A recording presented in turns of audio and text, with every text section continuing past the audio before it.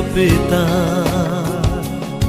तेरे नाम की स्तुति हो। हे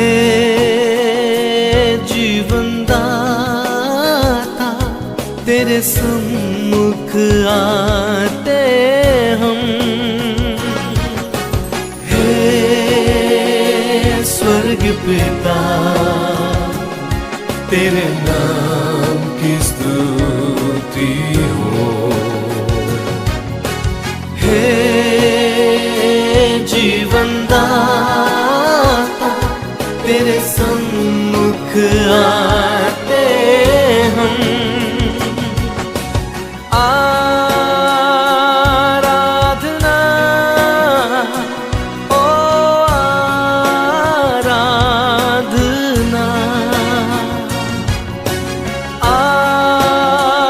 आराधना ओ आराधना।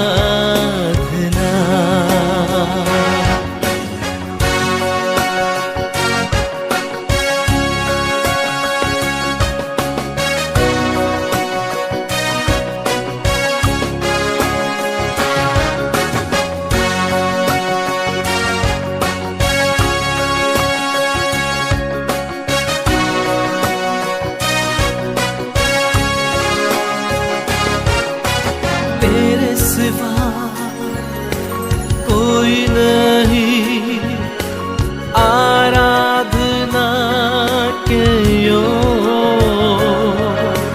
तेरे समान कोई नहीं स्वर्ग में या पृथ्वी में। तेरे सिवा कोई नहीं आराधना के योग्य। तेरे समान कोई नहीं स्वर्ग में या पृथ्वी में।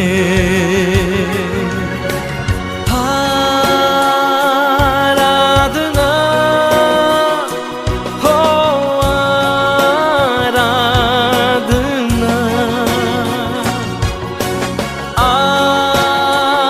आराधना ओ आराधना।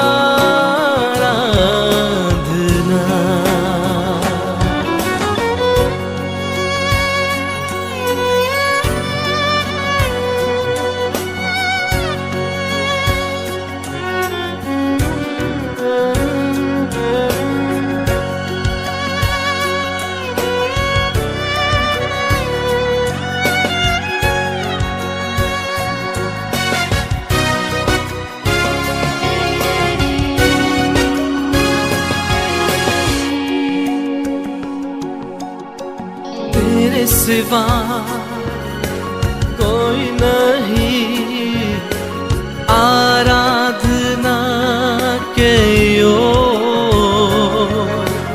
तेरे समान कोई नहीं स्वर्ग में या पृथ्वी में।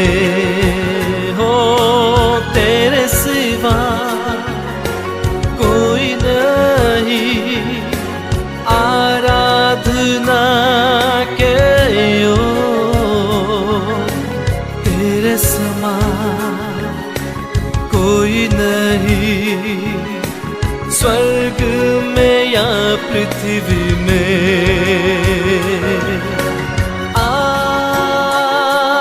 आराधना ओ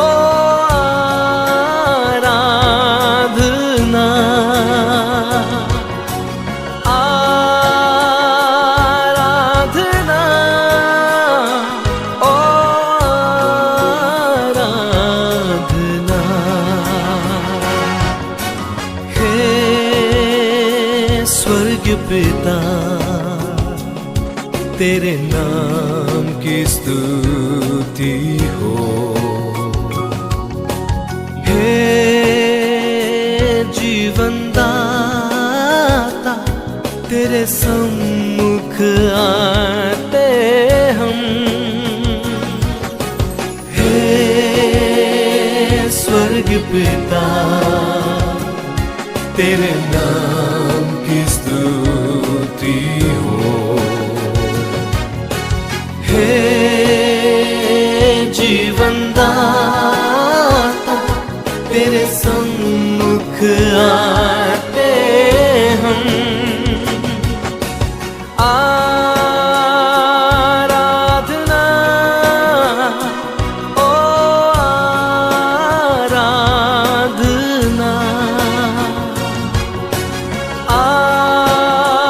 आराधना, ओ आराधना।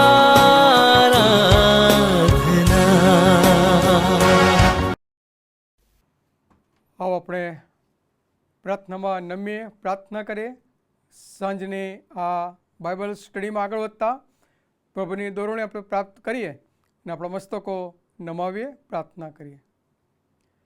સ્વર્ગમાં અતિ ઉચ્ચ અને ઉન્નત રાજ્યસની ઉપર બિરાજેલા કૃપાળુ, દયાળુ, પ્રેમાળ અને પવિત્ર પ્રભુ, આભારી અંતઃકરણથી પ્રભુ આ નવા દિવસની ભેટને માટે આભાર માનતા આ સાંજની વેળાએ પ્રભુ તમારા હાથોમાં અમારી જાતોને મૂકી દઈએ છીએ. વચ્ચેના પ્રકાશમાં, તમારી દોરવણીમાં, તમારા સામર્થ્યમાં પ્રભુ આજનો વિષય પ્રભુ તમે અમને જે પૂરો પાડ્યો છે એ અંતર્ગત પ્રભુ અમારી સહાય કરો. વચનને વાંચવા, સમજવા અને તે અનુસાર અમારા જીવોનો પ્રભુ જીવવા માટે તમે અમને કૃપા આપો, તમારી સહાય અમને આપો.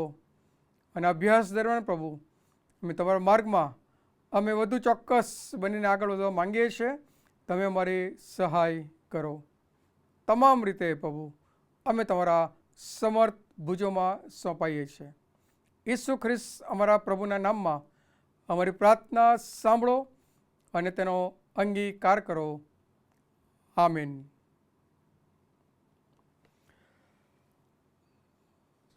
આજની સાંજની આ બાઇબલ સ્ટડીમાં જે શાસ્ત્રપાઠ છે, પ્રથમ આપણે શાસ્ત્રપાઠ વાંચીએ.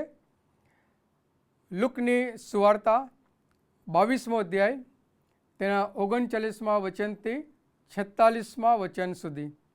સંત લુકની સુવાર્તા 22મો અધ્યાય 39થી 46 વચનો. બહાર નીકળીને તે પોતાની રીત પ્રમાણે જૈતૂન પહાડ પર ગયો. શિષ્યો પણ તેની પાછળ પાછળ ગયા. તે જ ઠેકાણે આવ્યો ત્યારે તેણે તેને કહ્યું કે પ્રાર્થના કરો કે તમે પરીક્ષણમાં ન પડો. આશરે પથ્થર ફેંકાય તેટલે છેટે તે તેઓથી દૂર ગયો અને ઘૂંટણ ટેકવીને તેણે પ્રાર્થના કરીને કહ્યું કે હે બાપ, જો તારી ઈચ્છા હોય તો આ પ્યાલો મારાથી દૂર કર, તો પણ મારી ઈચ્છા પ્રમાણે નહીં પણ તારી ઈચ્છા પ્રમાણે થાવ. આકાશમાંથી એક દૂત તેને બળ આપતો દેખાયો. તેણે કષ્ટ સાથે વિશેષ આગ્રહથી પ્રાર્થના કરી અને તેનો પરસેવો ભોંય પર પડતા લોહીના ટીપા જેવો થયો. પ્રાર્થના કરીને ઉઠ્યા પછી તે પોતાના શિષ્યો પાસે પાછો આવ્યો. ત્યારે તેણે તેઓને શોકને લીધે ઊંઘેલા દીઠા. તેણે તેઓને કહ્યું કે કેમ ઊંઘો છો? ઉઠીને પ્રાર્થના કરો કે તમે પરીક્ષણમાં ન પડો. આ પ્રભુના જીવંત વચનો છે જે આજે આપણે જોવાના છે અને સ્ટડી અભ્યાસમાં આપણે સાથે મળીને જોડાઈ રહ્યા છે. પ્રભુનો આભાર માને કે આ સાંજની બાઇબલ સ્ટડી, બાઇબલ અભ્યાસ, પ્રભુના વચનનો અભ્યાસ આપણે કરવાના છે. આભાર માને કે આપણે આ આખો મહિનો ઓગસ્ટનો પ્રાર્થના માસ તરીકે ઉજવવાનો છે, ઉજવી રહ્યા છે. વિવિધ રીતે આપણે તેમાં ભાગીદાર થઈ ગયા છે. અને આજે જે વચનો વાંચ્યા એ વચનનો જે વિષય છે એ છે ગેત્સેમાની વાડીમાં ઈસુની પ્રાર્થના. ગેત્સેમાની વાડીમાં ઈસુની પ્રાર્થના. આ જે વચનો છે એનો અભ્યાસ છે આપણે સાથે મળીને કરવાના છે. બાઇબલમાં પ્રભુ ઈસુ એ કેટલી વાર પ્રાર્થના કરી? શું તમે ક્યારેય શોધી છે? જાણવું છે? મેં વિચાર કર્યો અને આ તમને કહું કે 25 વાર, કદાચ તમને બીજી વધારે પણ મળી શકે, અને 25 વારથી વધુ ઈસુની પ્રાર્થનાઓ એ છે. પહેલો થેસ્સાલોનિકી 5મો અધ્યાય ને 17મી કલમમાં શું લખ્યું છે કે ક્યારેય અટક્યા વિના પ્રાર્થના કરો, નિરંતર સદા સર્વકાળ પ્રાર્થના કરો. ઈસુ હંમેશા આપણી પાસે છે, નિકટ છે, નિકટનો સંબંધ ધરાવે છે, અને તેઓ હંમેશા આપણા માટે પ્રાર્થના કરી રહ્યા છે. તેના શિષ્યાઓ માટે પ્રાર્થના કરી રહ્યા છે. કેટલું સરસ, કેટલું સુંદર કે આપણો પ્રભુ, આપણો ઈસુ આપણા માટે પ્રાર્થના કરે. કોઈ વ્યક્તિ બીજી વ્યક્તિને પ્રાર્થના કરે એ સારી વાત છે, પણ આપણો તારણહાર ઈસુ પોતે આપણા માટે પ્રાર્થના કરે છે. અને આ બાબત માટે ઈશ્વર પિતાનો આભાર જ માનો રહ્યા. આ વચનો વાંચ્યા લુકની સુવાર્તા 22મો અધ્યાય 39-46 વચનો, અને તેમાં ઈસુની તીવ્ર પ્રાર્થનાનું એક ગાઢ સંબંધ ધરાવતો પ્રાર્થનાનું વર્ણન કરવામાં આવે છે કે જ્યાં તે ઈશ્વર પિતાની ઈચ્છાની સાથે સંઘર્ષ પણ કરતો દેખાય છે. ઈસુ પરીક્ષણ પામ્યા, કસોટીમાંથી પસાર થયા, અને હવે આ એક નવી કસોટી કે જેનો સામનો ઈસુએ કરવાનો છે. બળ જોઈએ છે, સામર્થ્ય જોઈએ છે, શક્તિ જોઈએ છે, અને એના માટે પ્રાર્થના કરે છે. આવો જોઈએ આપણે.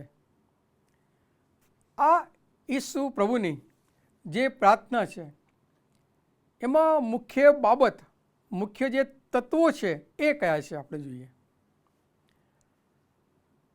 પ્રાર્થના આપણે ઘરમાં કરીએ છીએ, જાહેરમાં કરીએ છીએ, રસ્તા પર ઉભા કરીએ છીએ, અલગ અલગ જગ્યાઓમાં આપણે કરીએ છીએ, પ્રભુ મંદિરમાં કરીએ છીએ. આપણે ગમે તે સ્થળે આપણે જઈને પ્રાર્થના કરીએ છીએ, કરી શકીએ છીએ, કોઈ વાંધો નથી હોતો. પણ વ્યક્તિ તરીકે ઈસુની જેમ જરા પ્રાર્થના કરતા એકાંત અને વ્યક્તિગત રીતે પ્રાર્થના ઈસુ કરતા જોવા મળે છે. એકાંત, કોઈ ડિસ્ટર્બન્સ નહીં, કોઈ ખલેલ નહીં. પોતાના શિષ્યોની સાથે એકાંતમાં ઈસુ ગેથસેમાને જાય છે અને વ્યક્તિગત રીતે એ પ્રાર્થના કરતા જોવા મળે છે. ઈસુ તેમના શિષ્યોની સાથે જ હોય છે, એમની સેવામાં, એમના ચમત્કારોમાં, એમના શિક્ષણમાં, એમની સાથે ખોરાકના ભાગીદાર પણ બને છે. એ દરિયામાં હોય, એ સરોવરમાં હોય, એ પહાડ પર હોય, ખુલ્લા મેદાનમાં હોય, અસંખ્ય વ્યક્તિઓની સાથે હોય, કોઈ ઘરમાં હોય, કોઈને સાજા કરતો હોય, શિષ્ય તેમની સાથે. પણ અહીંયા ઈસુને એકાંત જોઈએ છે, અને તમે જ્યારે પ્રાર્થના કરો છો ત્યારે એકાંત, કોઈ ડિસ્ટર્બન્સ, કોઈ ખલ પહોંચાડનાર ના હોય, કોઈ એવો બીજો કોઈ અવાજ નહીં. તમારો અવાજ પ્રભુ સાંભળે અને પ્રભુનો અવાજ તમે સાંભળો. કેટલું સાચું, કેટલું ખરું. એમ આપણે એકાંત ઈસુની જેમ માણવાની છે વાત. વાતચીતમાં એકાંતનું મહત્વ બહુ જ વધુ સમાયેલું છે. ઈસુ આપણને કહે છે. બીજી બાબત કે ઈસુ પોતાના જીવન સંબંધી, પોતાના પિતા સંબંધી એ પ્રમાણિકપણે એ પોતાના જીવનમાં આગળ વધી રહ્યા છે. એમનું વલણ છે, એમના વિચારો છે, એ પિતા સાથે એકરૂપ થાય એ પ્રમાણે પ્રમાણિકતા તેમનામાં જોવા મળે છે. અને પિતાની આધીનતામાં એ જીવતા આપણે જોઈએ છે, કાર્ય કરતા જોઈએ છે. ઈશ્વર પિતાના વચનો દ્વારા એ વાત કરે છે અને પ્રાર્થના એ કરતા જોવા મળે છે. ઈસુ પ્રભુ એ પોતાના પિતાની પ્રત્યે પોતાની સાચી લાગણીઓ વ્યક્ત કરે છે, નહીં ઔપચારિકતા, આર્ટિફિશિયલ ઘણી બધી વાર આપણે શબ્દો વાપરીએ છીએ. કોઈનું સાંભળે તો આપણને આ શબ્દો પણ સાંભળવા મળે છે, આવા શબ્દો. પણ ઈસુ બહુ ચોક્કસ હતા અને પ્રામાણિકપણે એ પોતે પિતાની અધીનતામાં એ પ્રાર્થના કરે છે અને પિતાને પૂછે છે કે શું વધસ્તંભનું મરણ અને એ જે પ્યાલો છે એવું ના પીવું તો? ગેથસેમની વાડીમાં અહીંયા લખ્યું છે, એ લખ્યું છે, આ પ્યાલો મારાથી દૂર કર પ્રભુ, મારી ઈચ્છા છે આ, પણ મારી નહીં પણ તારી ઈચ્છા પ્રમાણે તમે કરો. બહુ જ આધીનતાવાળું હૃદય એ મનમાં જે છે એ પ્રભુને કહી દે છે. એક માનવીય બળમાં. ભલે ઈસુ એ સંપૂર્ણ માનવી અને સંપૂર્ણ દેવ હતા, પણ તેની લાગણીઓ ઈશ્વર પિતા પ્રત્યે હંમેશા ખુલ્લી રહેતી હતી. હું શું ચાહું છું આ છે પિતા, પણ તું શું ચાહે છે એ મારે આધીન બનવાનું છે એના પ્રત્યે. અને પ્રભુની યોજનાને પૂર્ણ કરવાનો બીજો કોઈ રસ્તો પ્રભુ ઈશ્વરની પાસે આપણને દેખાતો નથી. ઈશ્વરની ઈચ્છા પ્રમાણે કરવું, એના પ્રમાણે વર્તવું, એને આધીન બનવું અને એની ઈચ્છાને પ્રાધાન્ય આપવું. પ્રભુ ઈશ્વરની ઈચ્છાને આધીન થાય છે અને પોતાની ઈચ્છાઓ કરતાં ઈશ્વરની યોજનાને કે જે તારણ પૂરું પાડવાની હતી, પાપની માફીને માટે બલિદાન આપવાની ઈશ્વર પિતાની યોજનાની પ્રાથમિકતા આપે છે. પ્રભુ ઈસુ પ્રાર્થના કરે છે. અહીંયા લખવામાં આવ્યું છે કે એક દૂત તેને બળ આપતો દેખાયો. આકાશમાંથી એક દૂત તેને બળ આપતો દેખાયો. કસોટી છે, પરીક્ષણ છે, મુશ્કેલી છે, વિટંબણા છે, રસ્તો દેખાતો નથી, બહુ અસહ્ય છે. ઈસુએ વિવિધ પ્રકારની પરિસ્થિતિઓનો સામનો કર્યો. તમે વાંચ્યું છે ને બાઇબલમાં? કેટલી બધી તકલીફો આવી, મુશ્કેલી આવી, પ્રશ્નો આવ્યા, પરીક્ષણ પણ ઈસુના થયા. પણ આ બધામાં જ્યારે પરમેશ્વર પિતાની એ નિકટતાના અનુભવમાં જ્યારે પ્રાર્થના કરે છે, ત્યારે એક અલગ પ્રકારનું ત્યાં આગળ વાતાવરણ સર્જાય છે. અને પ્રાર્થનામાં ઈસુ પોતાના પિતાની સાથે વાત કરતા દેખાય છે. અને જ્યારે પ્રાર્થનામાં જોડાય છે ત્યારે સ્વર્ગીય દૂત ઈસુને બળ આપતો દેખાયો અને એ જ બળ આપણને પણ પરમેશ્વર પૂરું પાડે છે. એ ધીરજનું હોય, સહનશક્તિનું હોય, દુઃખ ઝેલવાનું હોય, એ આનંદ પ્રાપ્ત કરવાનું હોય, પરિસ્થિતિનો સામનો કરવાનો હોય, શેતાનથી દૂર ભાગવાનું હોય, એને ના પાડવાની હોય, પરમેશ્વરને હા પાડવાની હોય, ગમે તે બાબત હોય, પણ ઈસુની જેમ પરમેશ્વર આપણને કોઈક રીતે બળ આપે છે, શક્તિ આપે છે, સામર્થ્યવાન કરે છે. પ્રભુનો આભાર માનીએ. ઈસુની પ્રાર્થના આપણને જણાવે છે કે જ્યારે તમે પ્રાર્થના કરો છો ત્યારે તમે હંમેશા સતર્ક રહો. ઈસુ પ્રાર્થના કરે છે, આપણો પ્રાર્થના કરે છે, પણ આપણે ઘણી બધા બેધ્યાન બનીએ છીએ. જે બાબત માટે, જે વિષય માટે આપણે પ્રાર્થના કરીએ છીએ એમાંથી આપણે ભટકી જઈએ છીએ, આપણું મન ડાયવર્ટ થઈ જાય છે, આપણા વિચારો એ અલગ પ્રકારે સ્વરૂપ ધારણ કરે છે.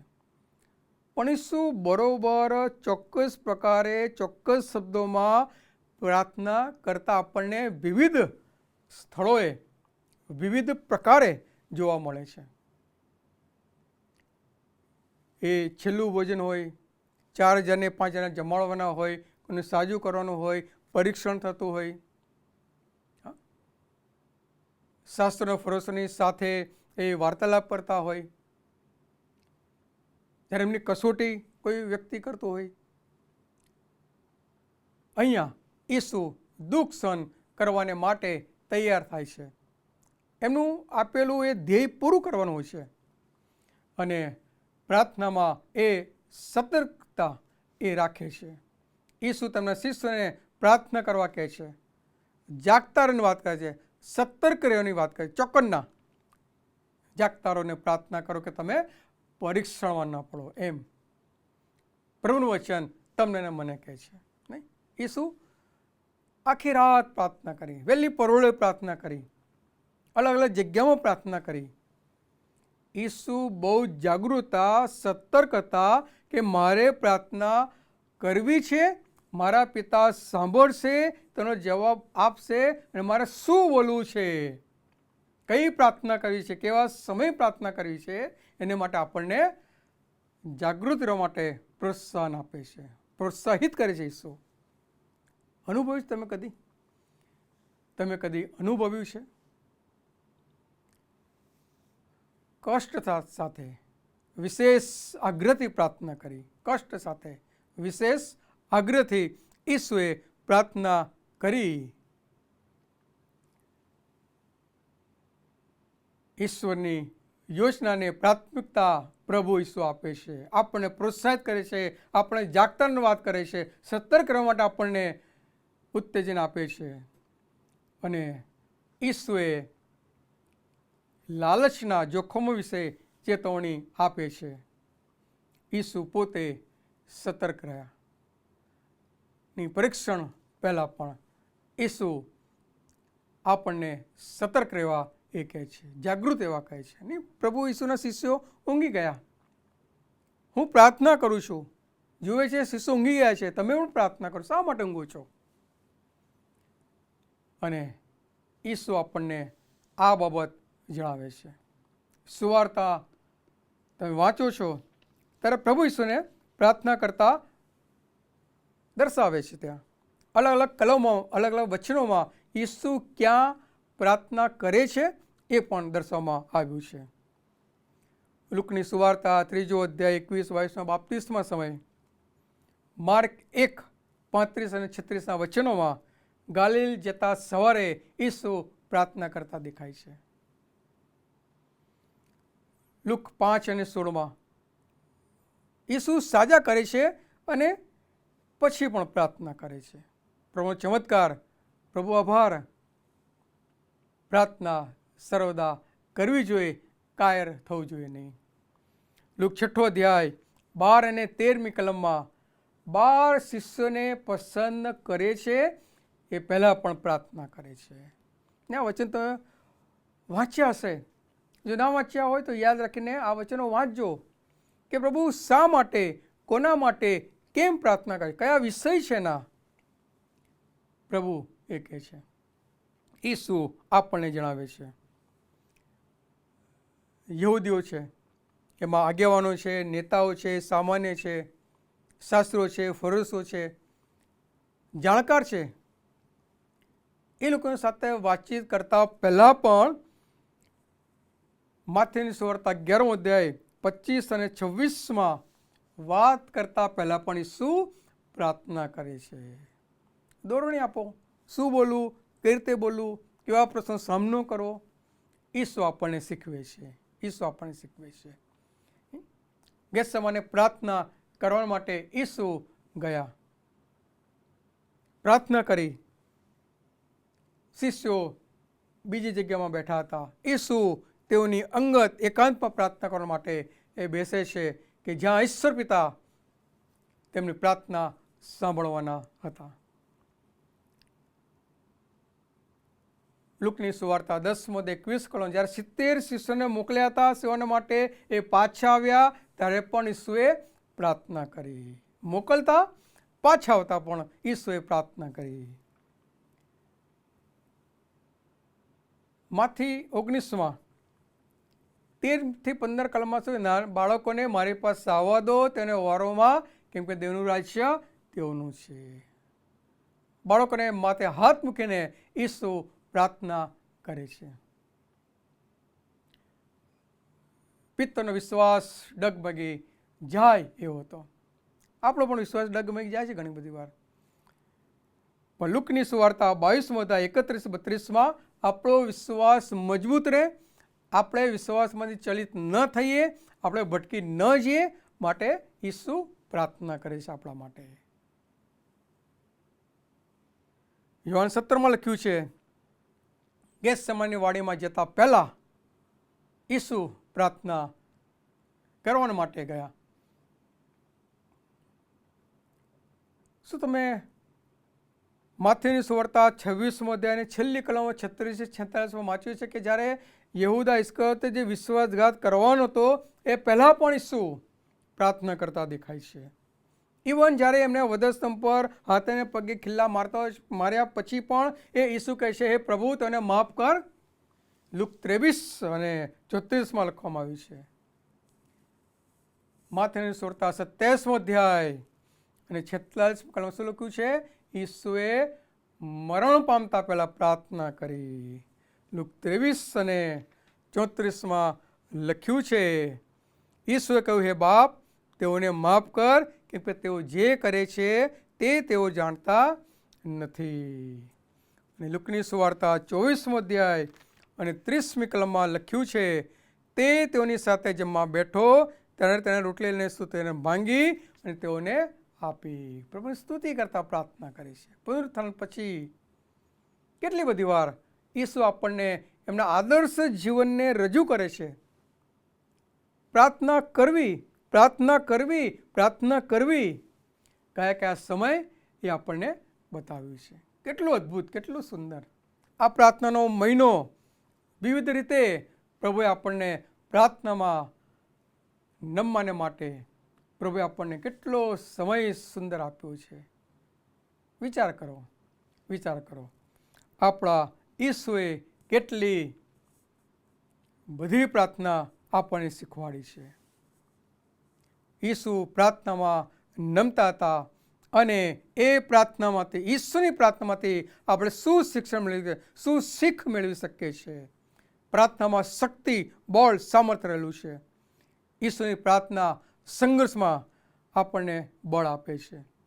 પરીક્ષણના સમયે તેના વિરોધીઓ, એ યહૂદી આગેવાનો એ ઈસુના વિરોધીઓની સામે પ્રાર્થના કરતા તેઓ જોવા મળે છે.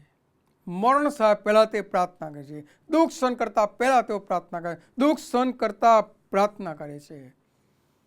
અને શેતાની પ્રપંચ હોય, શેતાની પરીક્ષણ હોય, એ કસોટી હોય, અનિશ્ચિતતા અને સંઘર્ષના સમયમાં ઈસુ પ્રાર્થનાનું મહત્વ દર્શાવે છે. ને આપણું જીવન અનિશ્ચિત છે. કોઈ નિશ્ચિત સમય નથી આપણી પાસે. હંમેશા સંઘર્ષ રહેલો છે, હંમેશા સુખ રહેલું છે, હંમેશા શાંતિ છે, અશાંતિ પણ છે. અલગ અલગ સમય અને અલગ અલગ ઋતુ આપણે ફેસ કરીએ છીએ. પણ ઈસુ કહે છે કે પ્રાર્થનામાં સંઘર્ષના સમયમાં, અનિશ્ચિતતાના સમયમાં પ્રાર્થના કરવી જોઈએ. ઈશ્વરની પ્રાર્થનામાંથી આપણને શીખવા મળે છે કે પરમેશ્વર પિતાની યોજનામાં વિશ્વાસ કરવો જોઈએ. ઈસુ અહીંયા કહે છે, બહુ પ્રમાણિકપણે કહે છે, બહુ પ્રમાણિકપણે અહીંયા કહે છે કે હે બાપ, જો તારી ઈચ્છા હોય તો આ પ્યાલો મારાથી દૂર કર, તો પણ મારી ઈચ્છા પ્રમાણે નહીં, પણ તારી ઈચ્છા પ્રમાણે કર. ઈશ્વરની જે યોજના છે એમાં વિશ્વાસ કરતા આપણને કેળવે છે, તૈયાર કરે છે, દ્રઢ કરે છે, આપણને શીખવાડે છે. તમારી ઈચ્છા ગમે તે હોય, પણ આખરી ઈચ્છા પરમેશ્વરની આપણે પૂરી કરવાની છે. ગમે તે ઈચ્છા કરતા હોય. ઈસુ પણ એ કહે છે, પ્રભુ આ નહીં, પ્રભુ તે નહીં, પ્રભુ આ પ્રમાણે કરવું, તે પ્રમાણે કરો, પ્રભુ આટલું જ હોય છે, પ્રભુ આ. પણ ઈસુની જેમ આખરે પિતાની યોજના જે ઉત્તમ છે, જે સારી છે, એ પ્રમાણે પ્રભુને કરવાની વિનંતી કરવાની છે. ઈશ્વરની યોજનામાં વિશ્વાસ રાખવાનો ઈશ્વરની પ્રાર્થના કહે છે. ભલે આપણે સમજીએ કે ન સમજીએ તાત્કાલિક, પણ ઈશ્વર પિતાની યોજના તમારા માટે, મારા માટે, સર્વ માટે ઉત્તમ બની રહે છે. શું શીખવા મળે ઈશ્વરની પ્રાર્થનામાં? ગેત્સેમાને એની અંદર ઈશ્વરે પ્રાર્થના કરી, બીજી ઘણી જગ્યાએ પ્રાર્થના કરી. શું મળે શીખવા માટે આપણને? આધ્યાત્મિક સક્રિયતા, આધ્યાત્મિક જાગૃત રહેવાનું શીખવા મળે છે. પ્રભુનું વચન કહે છે કે શિષ્યને આપેલી ચેતવણી શું એ ભૂલી ગયા. થોડીક ક્ષણોમાં, થોડા સમયમાં ઈસુ ઊંઘમાં પડે છે, આંખ ઊંઘથી ઘેરાઈ જાય છે, પરીક્ષણમાં પડે છે, ઈસુની વાત ભૂલી જાય છે અને ને આપણને પણ વિચાર આવે છે, લાવો થોડુંક ઊંઘી જઈએ, 15 મિનિટ ઊંઘી જઈએ, કલાક ઊંઘી જઈએ, વહેલી સવારે પ્રાર્થના કરીશું, રાત્રે ચાલશે પ્રાર્થના નહીં કરી તો. શિષ્યો પણ પ્રાર્થના કરી શક્યા નહીં. લાલચ, પરીક્ષણ, કસોટીઓ, આધ્યાત્મિક સતર્કતા રાખવાની બહુ જરૂર પડે છે આપણને. તમે અનુભવ જ કદી પ્રાર્થના કરતા હોય ને ઊંઘ આવે, પ્રાર્થના કરતા હોય ને કંઈક ખલેલ પહોંચે, પ્રાર્થના કરતા હોય ને કંઈક રીંગ વાગે, બેલ વાગે, પ્રાર્થના કરતા હોય ને કંઈક આપણને યાદ આવે, મન ભટકી જાય, ખલેલ પહોંચે છે. ઊંઘ આવી જાય, જોકો આવી જાય, બગાસ આવી જાય, ની હસવાની વાત પણ આવે, પાપ કરવાની વૃત્તિ મનમાં જાગી ઉઠે, વિચારો અલગ પ્રકારના આવી જાય. કદાચ વિશ્વાસ નબળો હોય, અવિશ્વાસ આવી જાય. કેટલીક વાર પ્રાર્થના કરતા મન ભટકી જાય, ગુનાહ કરવાનો ઈરાદો પણ થાય. આ બધું જ પરીક્ષણો છે, લાલચ છે, પાપ છે, પાપની વૃત્તિ છે. પણ ઈસુની પ્રાર્થના આપણને શીખવાડે છે કે આધ્યાત્મિક રીતે સ્ટ્રોંગ, મજબૂત બનીને સતર્ક તમે બનો, જાગૃત બનો કે શૈતાન તમને પ્રાર્થના કરતા અટકાવે નહીં. બહુ જ ખુલ્લા મને, બહુ જ આધ્યાત્મિક રીતે ચોક્કસ બનીને ફોકસ રાખો, તમે શેના માટે બેઠા છો, તમારે શું કહેવાનું છે, શું બોલવાનું છે, પરમેશ્વરને કેવી અને કઈ પ્રાર્થના કરવાની છે. એ શું શીખવે છે તેના પ્રાર્થનામય જીવનમાંથી. ઈશ્વરની શક્તિ, ઈશ્વરનું બળ, ઈશ્વરનું સામર્થ્ય અને ઈશ્વરનો ટેકો ઈસુને મળતું અહીંયા આગળ આપણે વાંચીએ છીએ. એ કહે છે 43મી કલમમાં, આકાશમાંથી એક દૂત તેને બળ આપતો દેખાયો. ઈશ્વરનો દેવદૂતનો દેખાવ દર્શાવે છે કે જરૂરિયાતના સમયે ઈશ્વર શક્તિ અને ટેકો પૂરો પાડે છે. વચન કહે છે દેહ બળ છે પણ આત્મા સબળ છે. દેહના કાર્યો આપણે કરીએ છીએ ત્યારે આપણે નિર્બળ બનીએ છીએ, પણ જે આધ્યાત્મિક આત્માના ફળના કાર્યો કરે છે ત્યારે ખરેખર આપણામાં એક સામર્થ્ય, એક બળ, એક જોર, એક જુસ્સો, એક ઉત્તેજન પ્રભુ આપી રહ્યા હોય છે. ઈસુ આપણને આપે છે. ઈસુની પ્રાર્થના આપણને શીખવાડે છે, એમાંથી શિક્ષણ મળે છે, શીખ મળે છે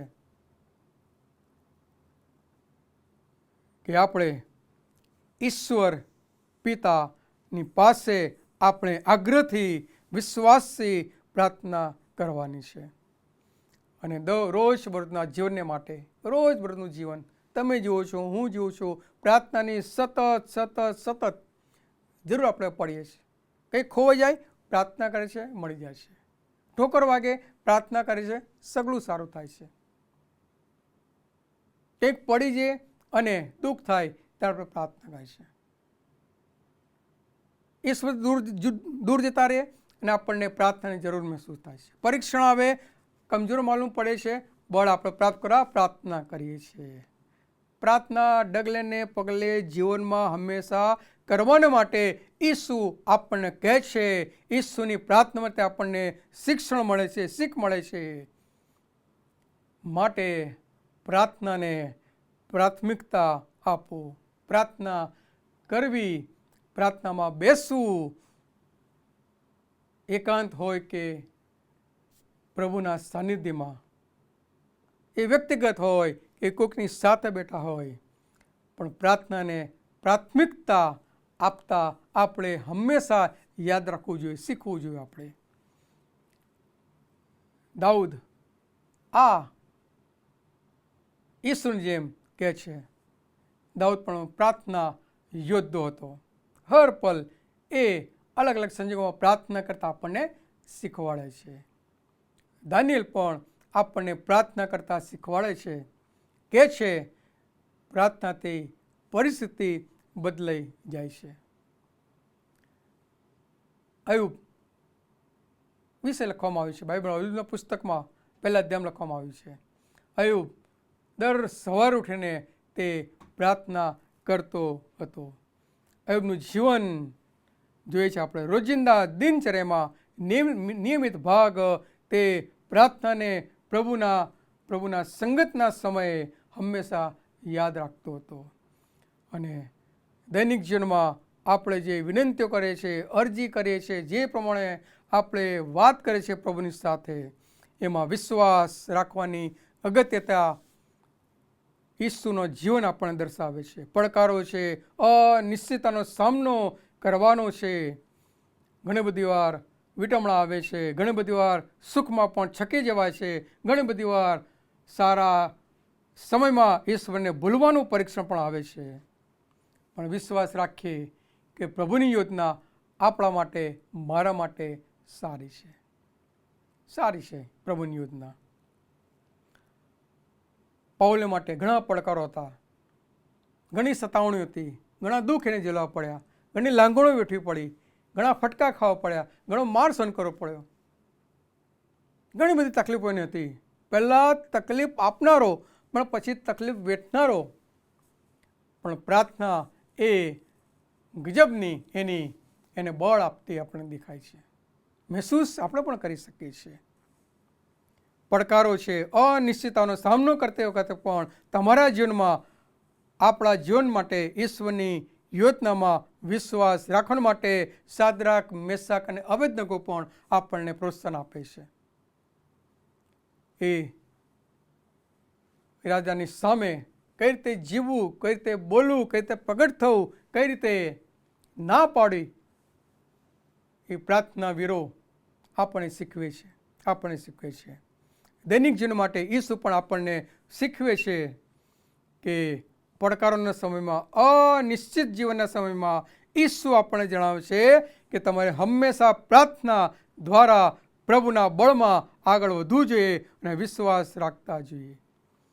દૈનિક જીવનની અંદર જાગતા રહેવાની પ્રભુ વચન કહે છે, જાગતા રહો, વેરી શેતાન ગાદનાર સિંહની પેઠે ગળી જવા માટે તૈયાર છે. એ શેતાન હંમેશા પરીક્ષણ લાવે છે, પાડે છે, પાપ કરવા માટે હંમેશા આપણને લલચાવે છે, લાલચ આપે છે. પણ જાગૃત થઈએ, આધ્યાત્મિક રીતે સતર્ક રહો, લાલચ અને પરીક્ષણથી વાકેફ રહો, અને જે ગેરમાર્ગે દોરી શકે છે તમને, એનાથી સાવધ રહો. ઘણી બધી બાબતો છે, ગેરમાર્ગે તમે દોરાઈ જશો. ઘણી બધી બાબત છે કે તમે લાલચ આપવામાં આવે, પરીક્ષણમાં તમે પડી શકો અને ખોટા માર્ગે તમે જઈને પ્રભુથી દૂર તમે જઈ શકો છો. ને ઈસુ પિત્તરના માટે પ્રાર્થના કરે છે કે તારો વિશ્વાસ સબળ બને, તારો વિશ્વાસ અકબંધ રહે. મેં જેને માટે તને પસંદ કર્યો છે એ કાર્યને માટે, એ જીવનને માટે તારો વિશ્વાસ કાયમ રહે. આપણા માટે પણ કરે છે. ઘણી બધી વાર ગેઝીની જેમ, જૂના કારણનું ગેઝી લાલચ જાગી, પાછળ દોડ્યો અને જુઠ્ઠું બોલીને એ બધી વસ્તુઓ તેને ગમતી હતી, ઈચ્છા હતી, લાલચ એ મેળવીને એ પાપ કરી બેઠો. નહીં, આપણે એવું કંઈ કરીએ છીએ ક્યારેક. દેમાસ જગત પર પ્રેમ રાખીને એ જેના માટે તેડવામાં હતો એને છોડીને ચાલ્યો જાય છે, જગતમાં ચાલ્યો જાય છે. આધ્યાત્મિક જાગૃતતા હોવી બહુ જ જરૂરી છે. એના માટે પ્રાર્થના બહુ જ જરૂરી છે. ઈસુને પરીક્ષણ આવ્યું, શેતાન રૂબરૂ એને હાજર થયો અને કીધું, પ્રભુ આ તારા માટે 3 ખુલ્લી રીતે યોજનાઓ જાહેર કરું છું. પણ ઈસુ જાગૃત હતા. ઈસુ આવા પરીક્ષણોની ઉપર પર જય પામ્યા અને ઘણી બધી આપણે અનાન્યા અને સાફરાની જેમ પણ વાતનો સામનો કરવા વાત આવે છે. અનાન્યા અને સાફરાની જેમ લાલચ, પરીક્ષણો, શેતાન, જગત અને દિલ આવે છે. અને યુસુફની જેમ પણ પરીક્ષણો આવી શકે છે. પણ બધામાં ઈસુની જે પ્રાર્થનાઓ છે એ આપણે જાણીએ છીએ, સાંભળીએ છીએ, વાંચીએ છીએ, અનુભવીએ છીએ, શીખીએ છીએ, સમજીએ છીએ.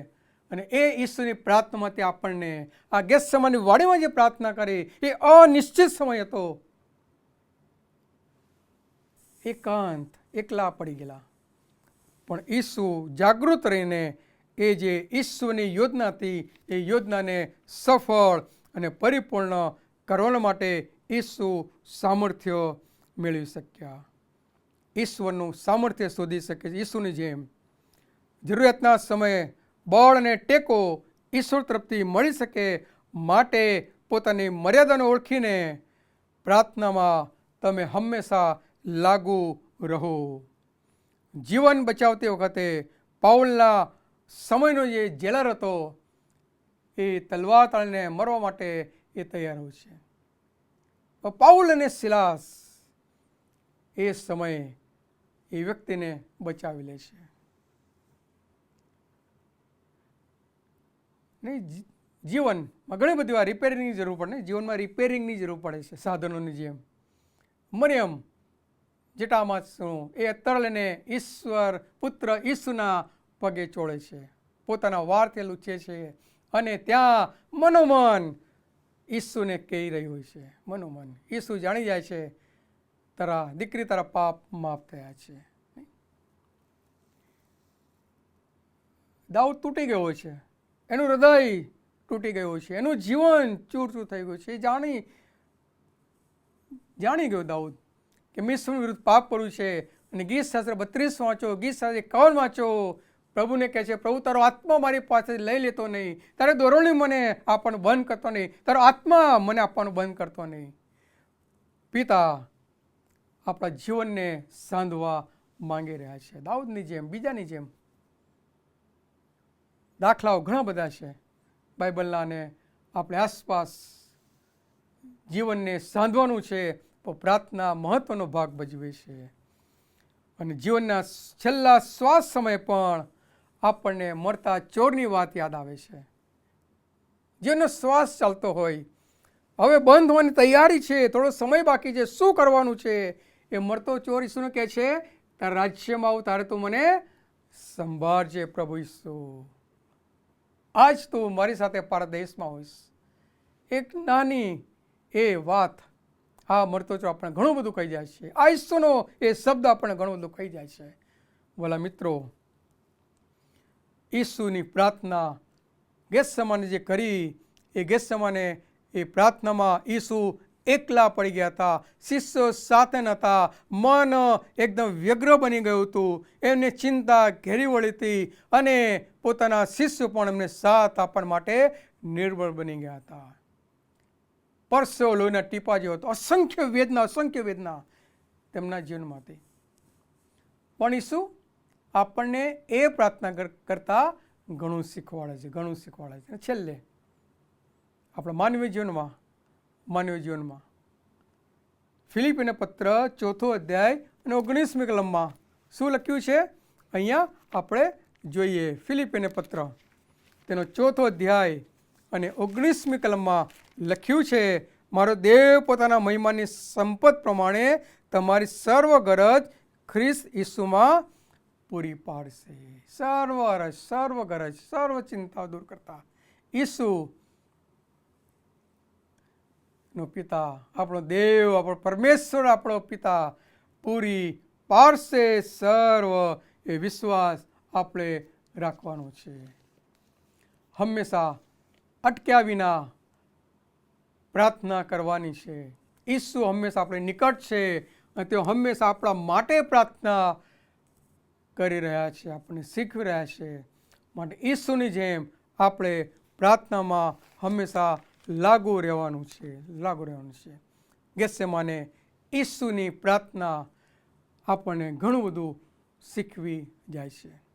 પ્રભુ તમ સર્વને આશીર્વાદ આપતા રહો અને આ પ્રાર્થનાના મહિનામાં વધુ ઘડ વિશ્વાસથી, આગ્રહથી પિતાની સામે જોઈને ઈસુના આદર્શ જીવનને ધ્યાનમાં રાખીને પ્રાર્થના કરતા જ રહીએ. પ્રભુ સર્વને આશીષ આપે. આમીન. પ્રાર્થના કરીએ.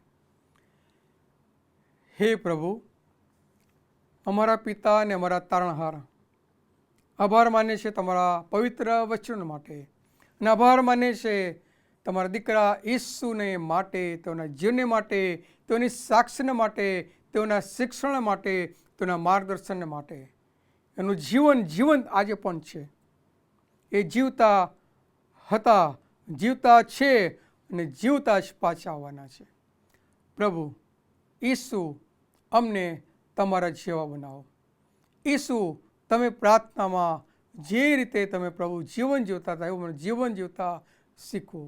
પરીક્ષણ છે, લાલચ છે પ્રભુ, શેતાની જગીક અને દૈહિક મુશ્કેલીઓ છે પ્રભુજી, ઊંઘ છે અને ઘણી બધી બાબતો, પાપ પરીક્ષણ અને બુંડાઈ કરવાની એ વાતો પણ છે પ્રભુ.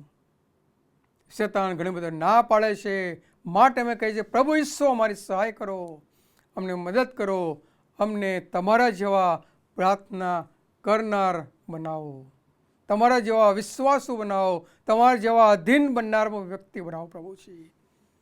પ્રભુ અમે તમને પ્રેમ કરવા માંગે છે પણ મુશ્કેલી અનુભવે છે. પ્રભુ અમને સહાય કરો, અમારી મદદ કરો પ્રભુજી. જેમ પિત્તરને લાગલો હાથ લાંબો કરીને તમે તેને પકડ્યો, પ્રભુ અમને પકડો પ્રભુજી. અને આ મહિનામાં જ નહીં પણ કાયમ માટે, સદાને માટે અમે પ્રાર્થના કરનારા બનીએ પ્રભુ. એવા બાળકો અમને બનાવો. સાંભળનાર, જોનાર સર્વને પ્રભુ આશીર્વાદ આપો. ધન્ય સ્વામી પ્રભુ ઈશ્વરનામાં પ્રાર્થના સાંભળો અને તેને માન્ય કરો. આમીન. ઈશ્વર પિતા, ઈશ્વર પુત્ર અને ઈશ્વર પિત્રાત્મા આશીર્વાદ તમ પ્રત્યેકની સાથે હમણાંથી હર હંમેશ હોજો. આમીન.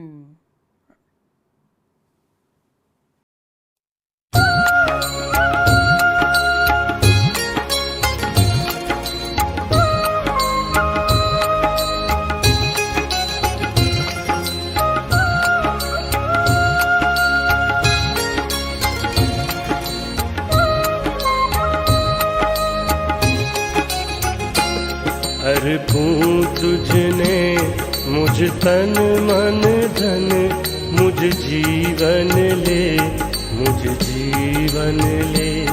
दऊं होमि प्रभु मुझ सर्वथ धन, मुझ जीवन ले, मुझ जीवन ले. अर्पूं तुझने मुझ तन मन धन, मुझ जीवन ले, मुझ जीवन ले.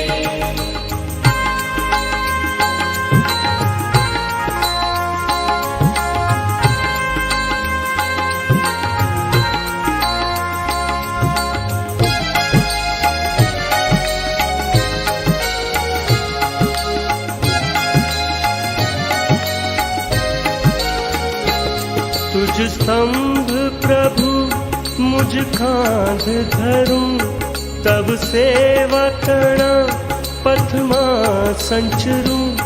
डग पाछू नहीं को काले भरूं, डग पाछू नहीं को काले भरूं. मुझ जीवन ले, मुझ जीवन ले. अर्पूं तुझने मुझ तन मन धन, मुझ जीवन ले, मुझ जीवन ले.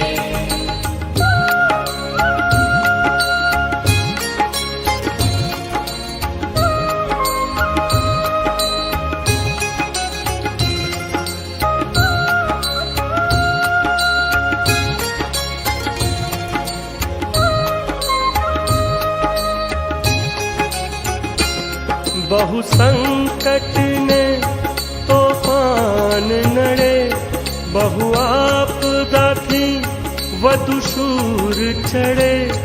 बल शीर कदी धरबूझ पड़े, बल शीर कदी धरबूझ पड़े. मुझ जीवन ले, मुझ जीवन ले. अर्पूं तुझने मुझ तन मन धन, मुझ जीवन ले, मुझ जीवन ले.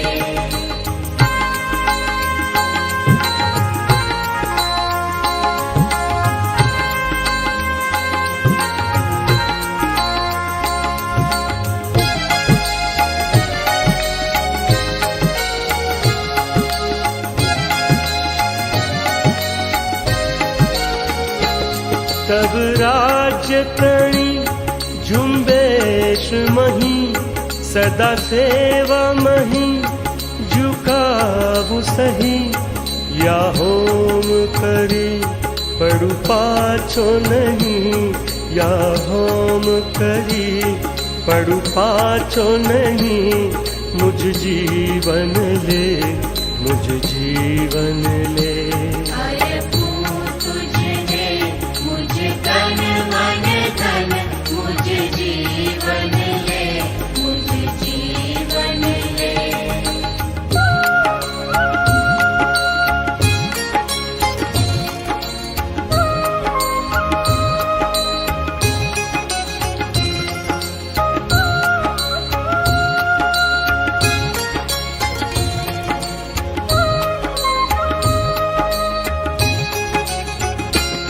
जग पालक तारक स्वामी मारा सहु सौंपी तम मम प्रभु प्यारा धरु मस्तक हूँ चरणे तमारा धरु मस्तक हूँ चरणे तमारा मुझ जीवन ले मुझ जीवन ले अरे तुझे मुझ तन मन धन मुझ जीवन ले मुझ जीवन ले दऊँ होमि प्रभु मुझ सर्वथ धन मुझ जीवन ले मुझ जीवन ले